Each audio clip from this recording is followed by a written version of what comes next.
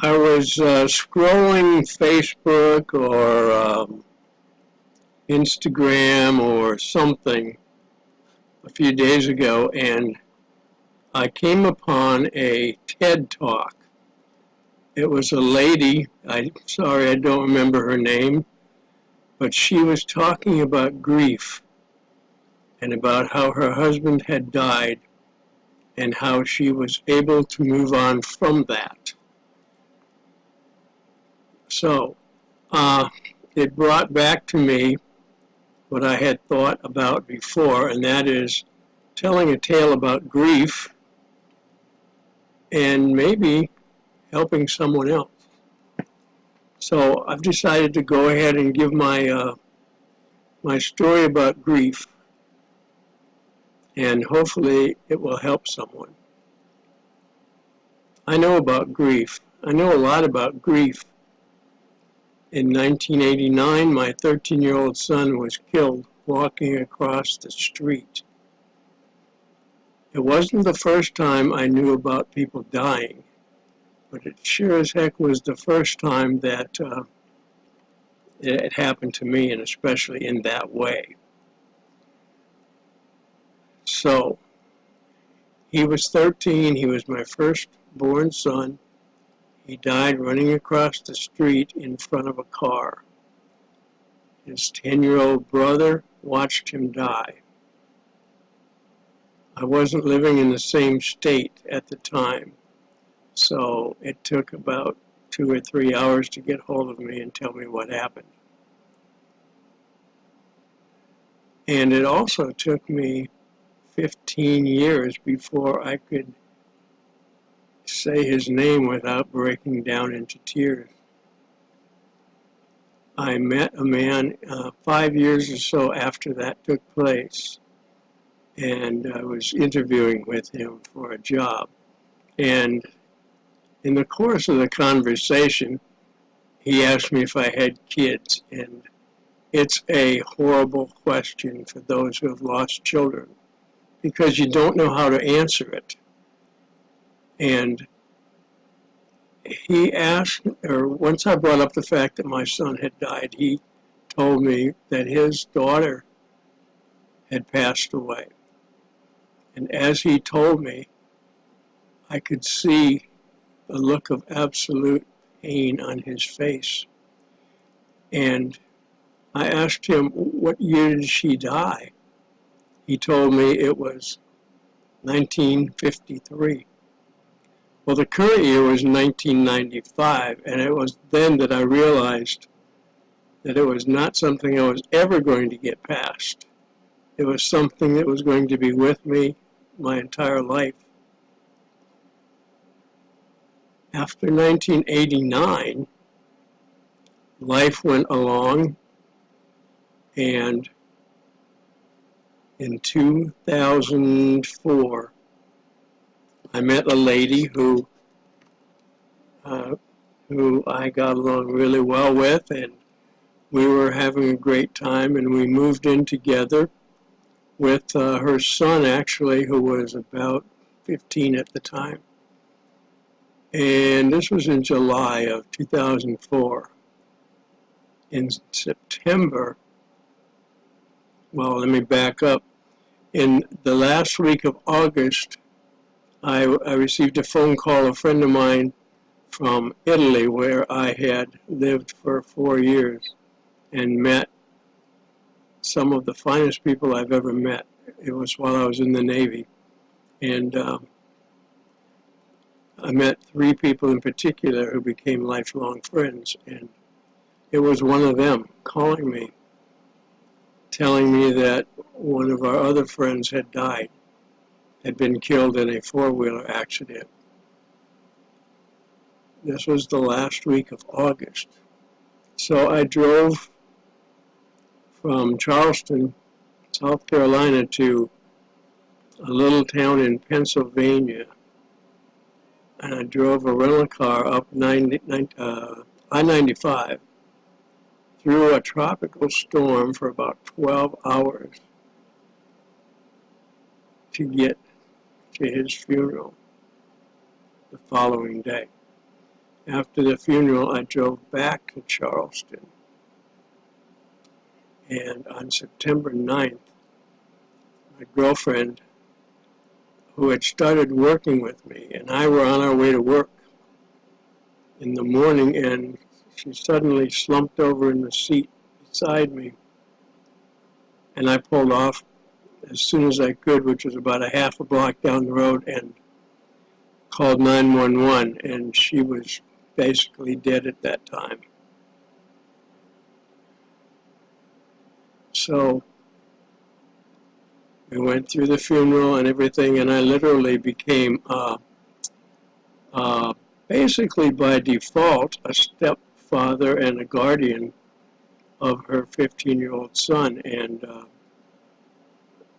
to the point where I actually had it done legally. And went to court, and his actual birth father was there and basically signed away all his rights and made me guardian. The 19th of December 2004, I was playing around on the computer, and I generally stay up sometimes, so quite often actually, till about 2 o'clock in the morning.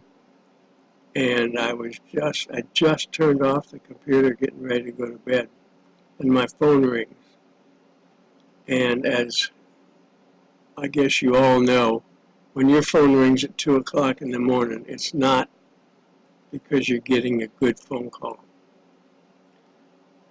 What was on the other end? My ex-wife said, "You need to come up here right now." And I said, "Okay." Now, being December, and it generally doesn't get too cold in Charleston, South Carolina in the winter.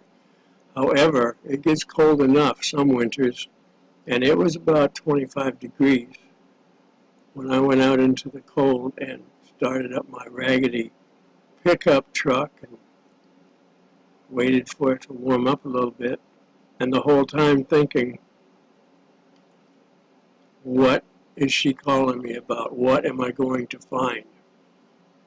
And what I found when I got there was exactly what I expected. On the way over there, I was thinking, it took about 15 to 20 minutes, and I was going through the drill.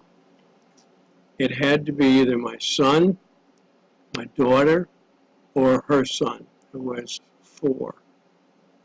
Well, she didn't call me, my daughter, so it couldn't have been her son, my grandson. My other son had just gone back, started on his way back to Afghanistan, and he didn't have enough time to get back there yet, so it couldn't be him.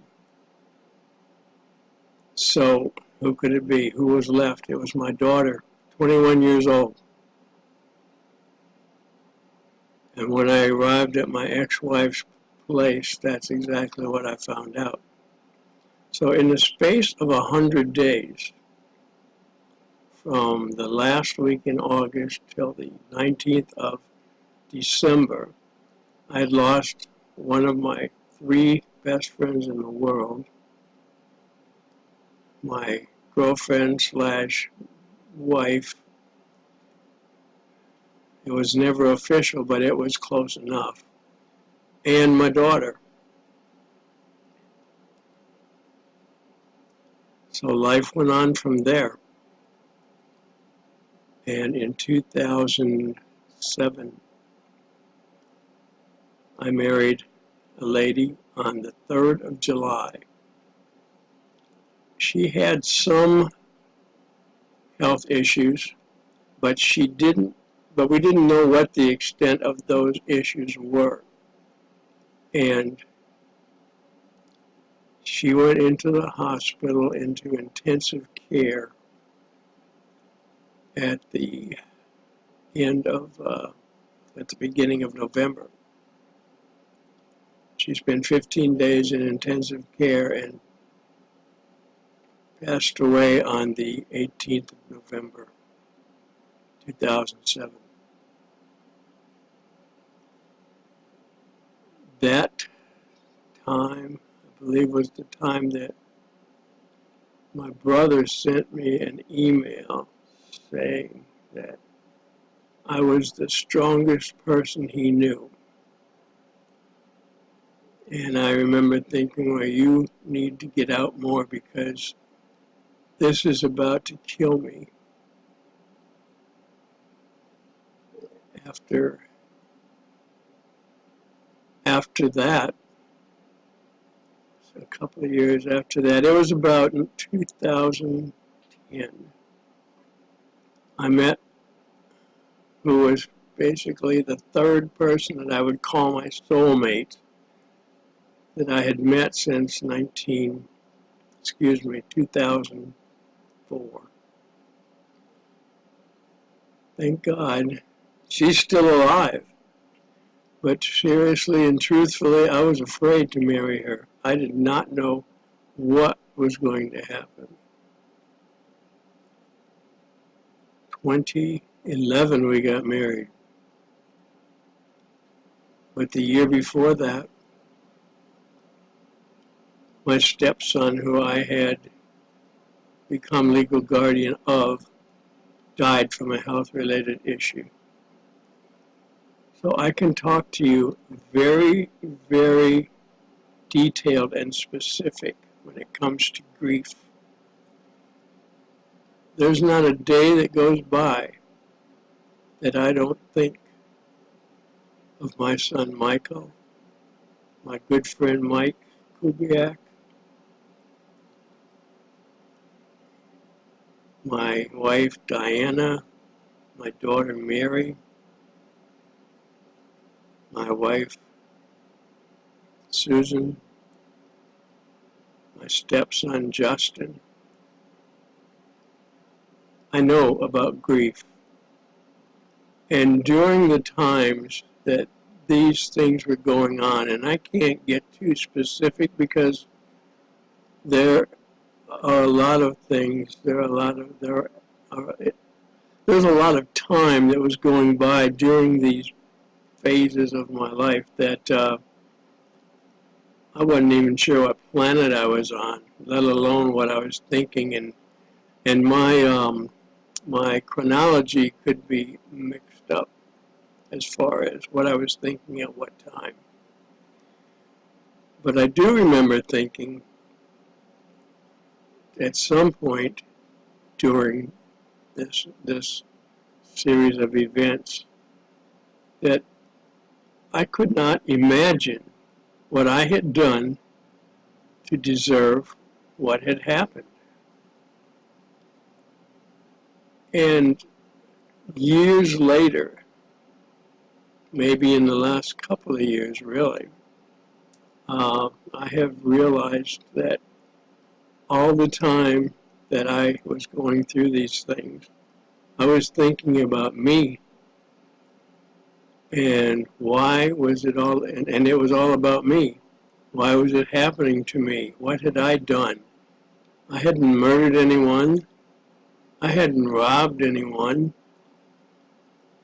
I hadn't been a really bad person. I'd been pretty good. I'd always been honest and ethical in my business. And I hadn't been going to church regularly, but I did pray regularly. So what's going on here? But within the last 2 years, I realized that it's not and never was about me. Things happen. Things happen because there's evil in the world. It doesn't have to be about you. And it's not most of the time about you. What you're doing on this earth is what you're supposed to be doing in your time and in God's time. Evil exists. Evil, horrible things happen. But the only thing you can do is keep on going. The alternative is crumbling and collapsing.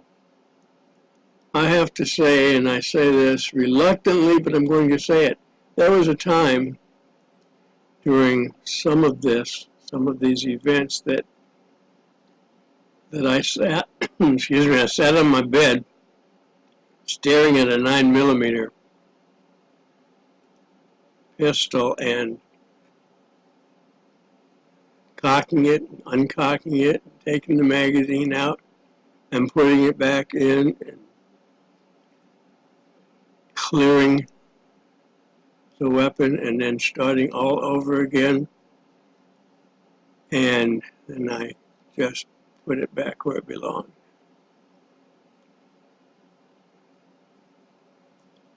But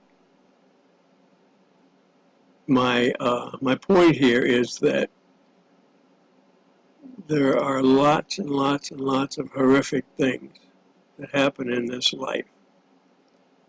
And there is no good reason for it. I remember saying that when my son Michael died, that God had some explaining to do.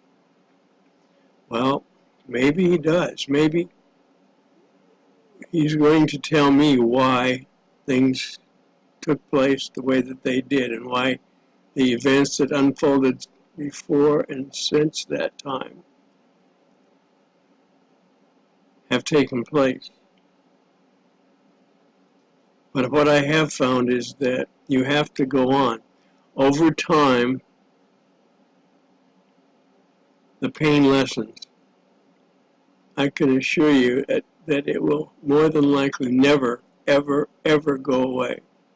If you are experiencing grief, if you are experiencing the loss of someone, I'm sad about that for you, and I can empathize with you. And I'm very sorry that that took place. But over time, and I can't tell you how much time, and it doesn't have to be sooner rather than later, but you can't collapse. Because if you're still alive and breathing, there's a reason for that. And you don't have to know what it is. You just have to put one foot in front of the other and take it one day at a time. And maybe it's even an hour at a time. And if it's just took place, it's a minute at a time that you got to get through to the next one. And I'm sad to tell you, it's never going to go away. The pain will last forever. Since I lost my wives and my kids, I lost my parents. It wasn't a tragedy when I lost my parents because, first of all, you're supposed to lose your parents, your grandparents, before you die. And you're not supposed to lose your kids. You are not supposed to outlive your kids. Hopefully, if everything in a perfect world goes the way perfection would have it, you will die with your spouse at the same second. But however it's happened, and however it's taken place, and in what order, you've got to keep going, simply because God put you here for a reason. And if you're still breathing, your job isn't done. You are not finished. It's hard. It's damn difficult to wrap your head around that. It's hard enough to wrap your head around the horror that you've experienced. But you have to. And you have to believe, and you have to have faith, because God does exist. And God does take care of you through everything that you're suffering. And it will get better. And that's all I've got to say, except God bless you.